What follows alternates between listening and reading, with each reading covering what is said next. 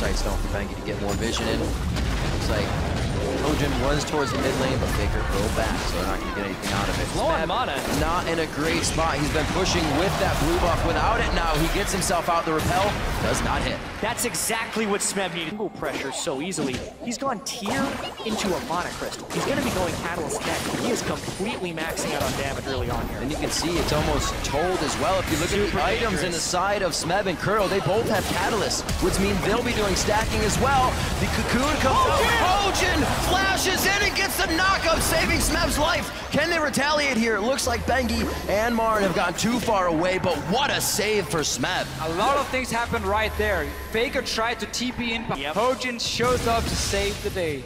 Everyone had to do the right thing to avoid dying there, which is a little bit dangerous. Flashes were blown in the mid lane as well. It looks like Faker and Kuro went hard, so there's no flash for this. Hojin in a real bad situation with the last bit of mana. Faker takes him down 2v1. I really like those two plays, and it's one of the things Tomkin offers. See what happens here. Marin's going to Smeb. And this is one of the first games where we haven't seen the side lanes drop yet. The middle goes down first. We'll see how that opens up the map right now. That wet noodle fight in the top lane. Looks like Hojin wants to participate. Nars back Smeb, so he can't slow him anymore. But the pop-up from Hojin may keep him in range. Smeb does have flash. Will he utilize it? I think Marin's made too much ground already, and he gets out safe. They were thinking about going hard up there. Kuro already roamed halfway up the lane, which leaves this window. Wolf can dive on Alistar. He has his ult. That's the hit. Gorilla's going to be pushed back, but that's a lot of gray health he has to work with to get out of this situation. Pops it at the last second, and beautiful. Wolf waits until the last moment when he can headbutt, knowing Gorilla as he makes his way out there, getting a few stacks on the... Oh, wait a minute. He's going to be in range a little bit more. Spams out those rune prisons.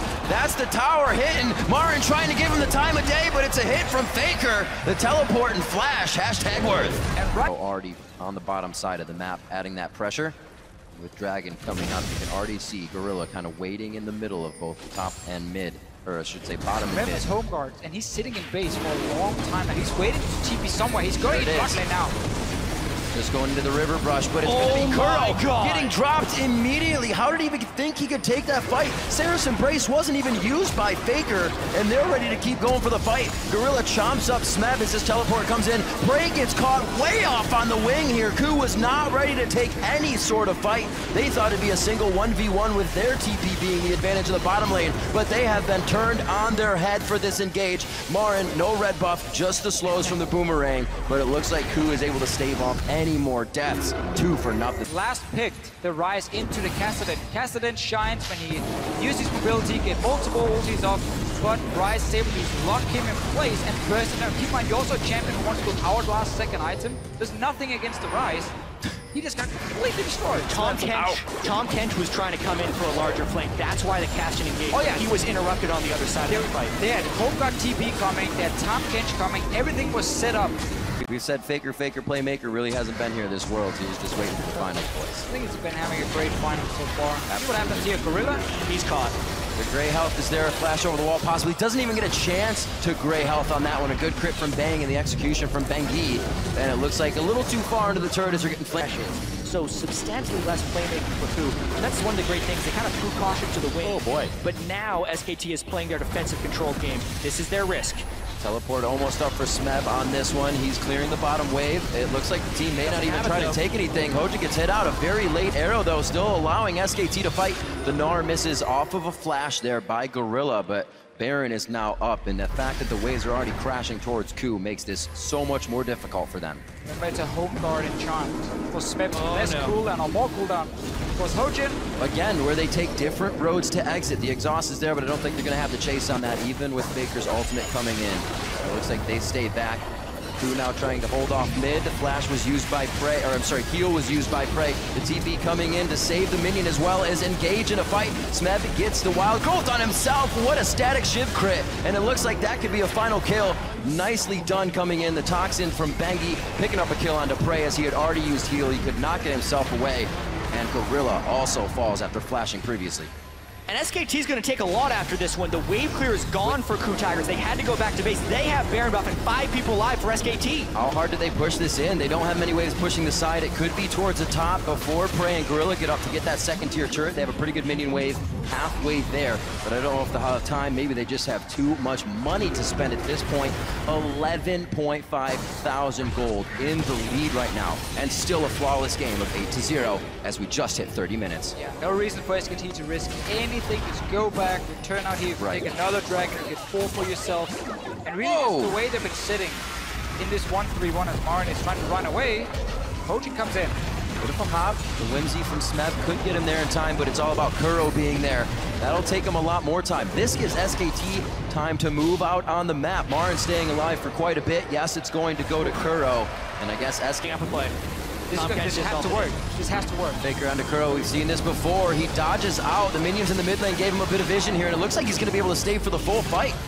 Poaching gets eaten up, and they're trying to get out of this. A cocoon right across the mid lane could keep someone in range, and it's going to hit Gorilla. That's going to be the fly-in from the rest of the team. The Grey Health and Wild Growth is on. Everything once again for Ku being used in defense when they want to try and get in offensively.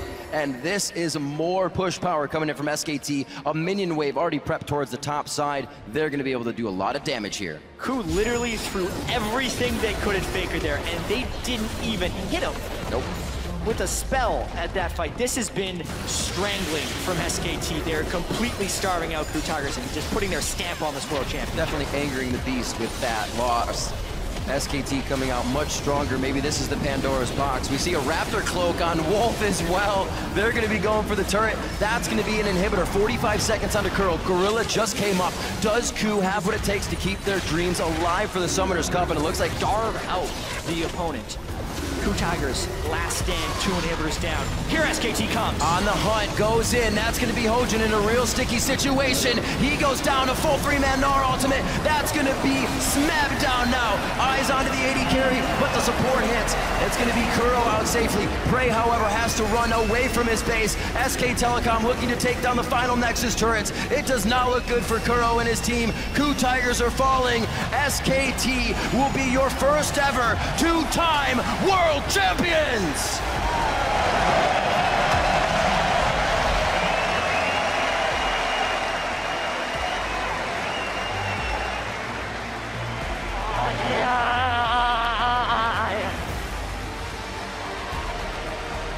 In an almost perfect run, the emotion on the team being felt. You could see it on Faker's face. An almost perfect run here for SKT.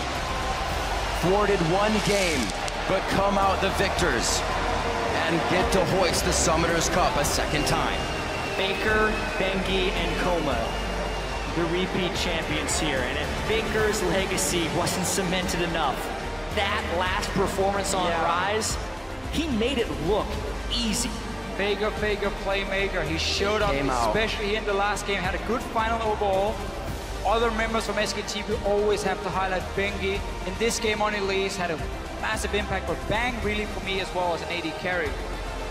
In these fights here, he's never the guy you talk about when you look at SK Telecom. You look at the big names like Faker, Marin in the top lane. Bang is just consistently always there for his team and doing well. It's gotta feel good for these guys. An amazing record throughout summer to the end of Worlds. 53-7. SKT puts up an amazing show. Now they get to hoist that Summoner's Cup. Also, CKTG, as you saw them, still in good spirits. They had such a tremendous year. But ultimately, this is the year of SKT. 2 LCK championships, spring and summer. Perhaps the most dominant split or total year we've ever seen from a Korean team. And it all culminates with that 13-1 slaughter of CKTG in Game 4. I think one of the biggest things you mentioned before, gentlemen, is the fact that the slump in Game 3 wasn't even seen in Game 4. They knew exactly how to repair any of the errors and bring themselves right back to the top of the game. That's when you know it's a great team. When you can lose a game in a best out of 5, but then instantly turn it around. Fix everything, you're ready for the next game. I can't believe how much restraint SKT has. Just grab it. As a team, they will do so.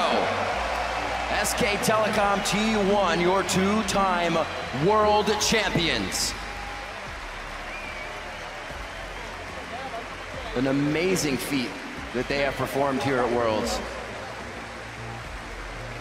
Yeah, because coming into this Worlds, there was a lot of hype for some of the other teams. EDG, LGD, even KT, Fnatic, CLG, all these teams that people thought could make a big appearance, and everyone fell short, except SKT, who I think completely lived up to expectations. Absolutely. As the favorite of this tournament, even exceeded them in many of the positions, because Marin had huge games, Bengi had big games, Bang had huge games, and it wasn't until the very end that Faker actually had his big game.